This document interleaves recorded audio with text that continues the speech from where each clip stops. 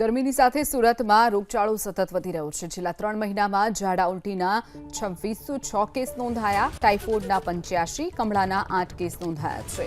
રોગચાળાના વકરતા સુરત મનપાની ઊંઘ હવે ઉડી છે। 1.33 લાખ ઘરોમાં આરોગ્ય વિભાગે સર્વે કર્યો। પાણીપુરી, આઈસ ડીશ, બરફ, આઈસ્ક્રીમ સહિતના 250 સેમ્પલ લેવામાં આવ્યા। ઉનાળામાં ગરમીનો પ્રકોપ વધી રહ્યો છે, તેમ ઝાડા ઉલટીના કેસોમાં સતત વધારો થઈ રહ્યો છે। આપણી સાથે જે આરોગ્ય અધિકારી મોજૂદ છે। મેડમ, કયા પ્રકારે કેસો આવી રહ્યા છે અને કઈ રીતની તપાસ? દર વર્ષની જેમ જ ઉનાળામાં પાણીજન્ય રોગોમાં વધારો થતો જ હોય છે। એ જ રીતે આ વર્ષે પણ પાણીજન્ય રોગોમાં વધારો જોવા મળી રહ્યો છે। ઝાડા ઉલટી, મરડો અને ટાઇફોઇડ જેવા કેસમાં વધારો જોવા મળી રહ્યો છે।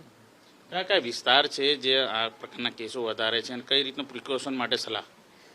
અહીંયા અમે જોઈએ તો લગભગ પાંડેસરા, ઊન, લીંબાયત એ વિસ્તારમાંથી થોડા વધારે દર્દીઓ આવે છે। અને પ્રિકોશન માટે આ પાણીજન્ય છે, એટલે પાણીની અને ખોરાકની સ્વચ્છતા આ સમયગાળા દરમિયાન ગરમીના દિવસોમાં બહુ જરૂરી છે।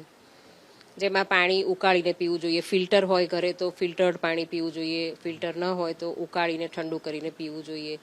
રાંધેલા ખોરાકને ખુલ્લો ન રાખવો જોઈએ। બહુ વાસી ખોરાક ખાવાનું ટાળવું જોઈએ। માખીથી બચવું જોઈએ, ખોરાક પર માખી નહીં બેસેલી હોય। સિવિલમાં કયા પ્રકારના કેસો? નાના બાળકો કઈ રીતે વધુ પ્રમાણમાં? નાના બાળકોમાં ઝાડાનું પ્રમાણ જરાક વધ્યું છે અને ટાઇફોઇડના કેસમાં પણ વધારો છે, ઝાડા અને મરડો।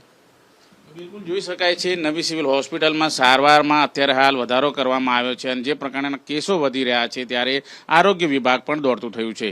કેમેરામેન રાકેશ પાનવાલા સાથે ધનરાજ બાગલે, એબીપી અસ્મિતા, સુરત।